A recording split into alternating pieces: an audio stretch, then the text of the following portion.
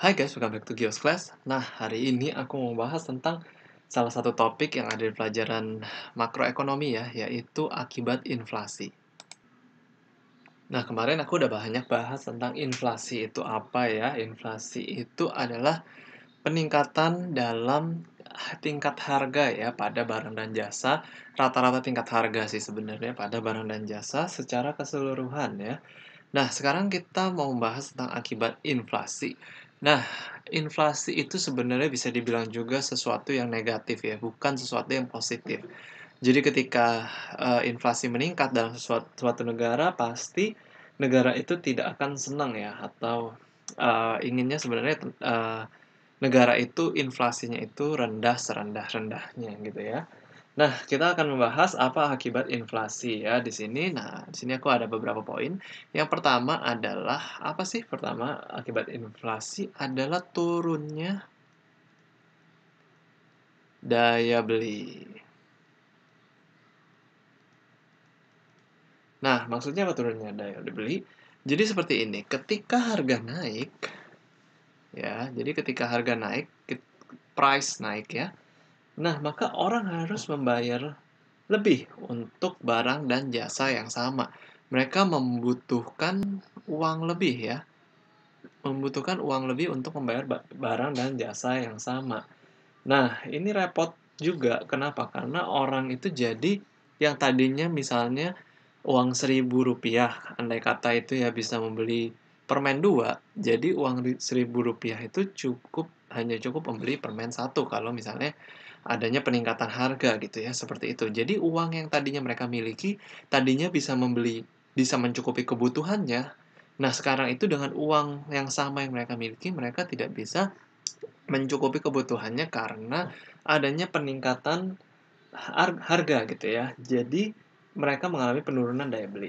Nah, jika upah dan gaji ya, jika upah dan gaji itu mengalami kenaikan juga, nah ini tidak akan menjadi masalah kepada negara tersebut gitu ya. Tidak masalah, tidak akan menjadi masalah. Kenapa? Karena tidak akan ada terjadi penurunan daya beli. Jadi orang upah dan gajinya naik, inflasi naik, ya ibaratnya kayak seimbang aja gitu ya. Walaupun sebenarnya upah dan gajinya jadi sayang ya, jadi naik, tapi tetap karena inflasi naik, dia jadi sebenarnya kayak sama aja gitu, nggak mengalami peningkatan yang signifikan atau tidak mengalami peningkatan taraf hidup gitu ya, sama aja. Nah, tapi ini masih mending. Jadi itu sebenarnya nggak terlalu bermasalah. Nah, namun yang bermasalah itu adalah jika upah dan gaji itu tidak naik ya. Upah dan gaji dan perasaan aku. Gaji itu stabil, stagnan gitu ya, tidak naik. Nah, inilah yang menjadi masalah. Kenapa? Karena seperti yang aku bilang tadi ya, upah dan gaji yang ada itu tidak sanggup lagi untuk memenuhi kebutuhan mereka karena barang-barang yang harganya sudah naik. Nah, itu dia yang bisa menjadi masalah buat negara tersebut. Nanti bisa ada tingkat kriminalitas, ya macam-macam ya ujung-ujungnya nanti dampaknya. Nah, jadi akibat inflasi pertama adalah turunnya daya beli ya. Nah, dampak yang kedua dari inflasi ya adalah biaya menu ya. Biaya menu. Nah, biaya menu ini begini sebenarnya. Contohnya kayak kayak gini ya. Misalnya jadi misalnya kan restoran itu punya price list atau menu ya gitu. Menu. Nah, bayangkan ya jika terjadi kenaikan harga gitu. Kenaikan harga gitu ya. Nah, otomatis menunya ini kan harus diganti gitu kan. Menu ini nggak bisa diganti, menunya ini nggak bisa pakai yang lama, harus diganti ke menu yang baru. Nah, mereka harus cetak menu yang baru gitu ya. Nah, ini adalah namanya kenaikan biaya menu atau sebenarnya kenaikan perubahan harga ya. Perubahan harga itu membuat orang jadi pengeluaran tambahan gitu untuk melakukan perubahan harga di dalam usaha mereka, gitu ya, susah jelasinnya. Ya, jadi kayak mencetak ulang menu dan mengubah platform harga mereka lagi gitu ya. Nah, itu membutuhkan biaya lagi kan gitu. Nah, itulah salah satu jeleknya dari inflasi. Semakin tinggi tingkat inflasi, semakin sering perusahaan akan menyesuaikan harga gitu ya.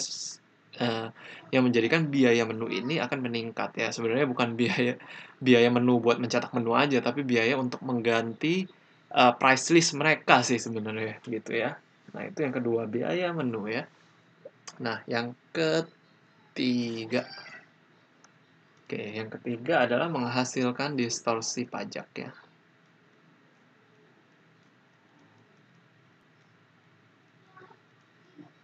Nah, distorsi pajak ini aku udah banyak jelasin juga di dalam eh yang video aku di mikroekonomi ya. Kalian boleh cari aja tentang dead weight loss ya.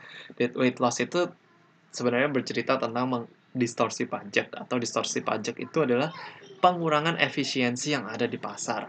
Nah, apa sih maksudnya adanya distorsi pajak karena inflasi? Nah, seperti yang kemarin aku udah ceritakan ya, seperti yang kemarin sudah aku jelaskan bahwa kalau orang, oh ya, di yang video Fisher aku ya, efek Fisher ya.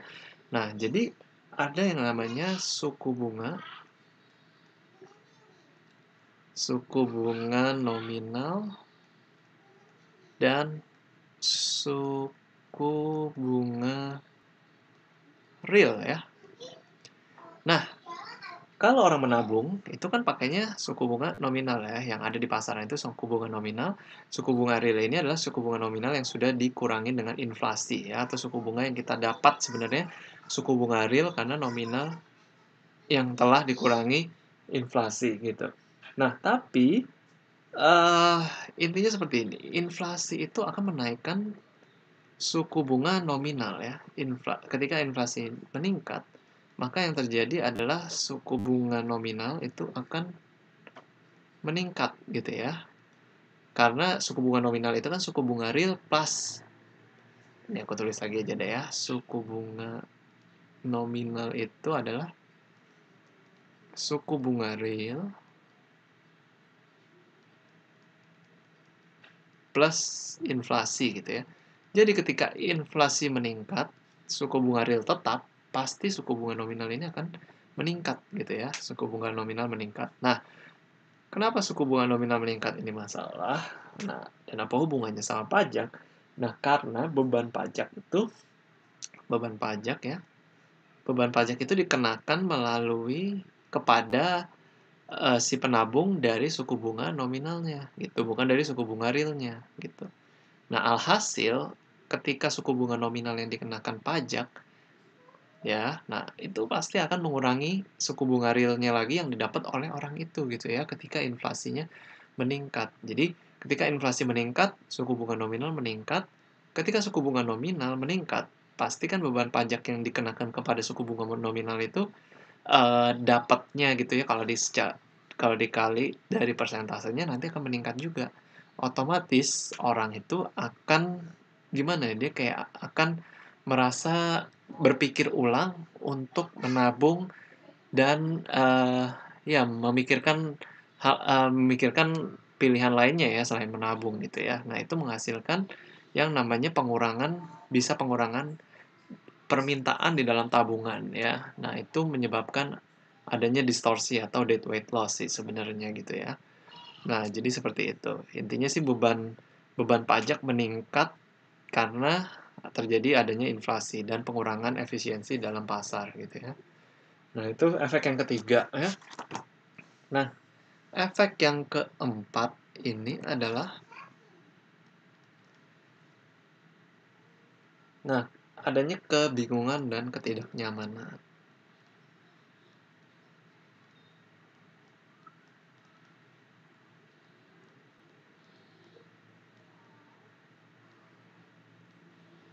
Nah, maksudnya apa? Adanya kebingungan dan ketidaknyamanan. Nah, uang itu digunakan ya. Uang digunakan itu untuk menjadi satuan hitung ya. dan juga untuk mengukur aktivitas ekonomi.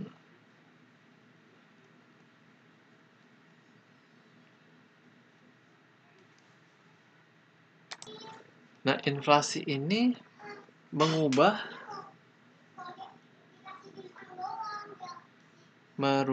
nilai uang.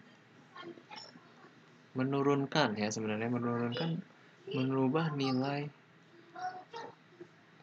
uang gitu ya.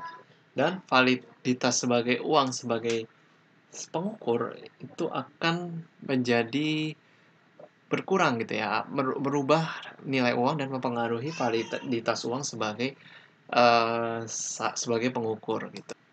Ya, yang tadinya untuk mengukur harga barang-barang gitu ya, namun karena adanya inflasi itu merubah nilai uang dan merubah satuan hitung dari sebuah harga ya, sehingga nilainya jadi berubah, nilai uangnya itu jadi berubah gitu intinya.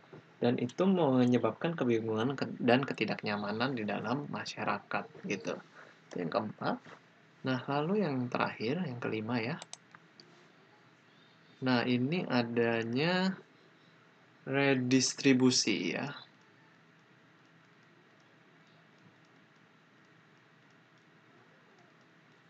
Redistribusi kekayaan. Nah, maksudnya apa? Nah, inflasi yang tidak diekspektasi itu mendistribusi ulang kekayaan ya dari pinjaman ke peminjam. Contohnya ini aku pakai aja dari pemberi pinjaman ke peminjam. Jadi inflasi akan meredistribusi kekayaan ya. Meredistribusi kekayaan dari pemberi pinjaman ke peminjam. Maksudnya redistribusi kekayaan itu kayak mengubah atau menggeser kekayaan gitu ya.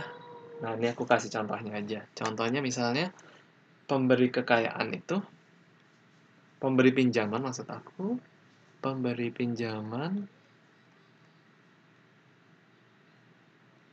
sebenarnya dirugikan sih ya. Dirugikan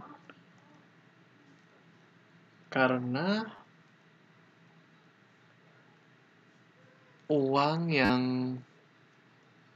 dibayar turun nilainya. Jadi misalnya dia pemberi pinjaman meminjamkan uangnya 1 juta gitu ya hari ini. Nah, misalnya tahun depan itu dibayar Rp 1 juta tambah bunganya 100.000 misalnya 10% gitu ya. Ya walaupun dia sudah mendapat bunga tetap aja, namun karena adanya inflasi dia mengalami kerugian karena 1.100.000 itu tetap sudah turun nilainya dengan 1 juta yang di awal gitu ya. Nah, ini aku udah jelasin juga sih di efek Fisher ya kalau kalian mau tahu tentang kenapa uang itu ada Fisher efeknya gitu ya. Nah, coba kalian nonton video aku yang efek Fisher. Nah, jadi dia merasa dirugikan, pemberi pinjaman dirugikan karena uang yang dibayar itu turun nilainya. Sementara peminjam diuntungkan karena nilai hutang turun. Ya. Kan karena nilai hutang jadi yang dirugikan ketika inflasi bertambah itu adalah ini ya, si pemberi pinjaman dan sementara peminjam itu diuntungkan gitu ya. Karena inflasi meredistribusi kekayaan dari pemberi pinjaman ke peminjam gitu. Ya, itu aja sih 5 poin yang aku bahas tentang efek dari inflasi ya. Kalau kalian masih ada pertanyaan, kalian boleh tulis di kolom komentar. Thank you guys for watching this video. See you again in the next video.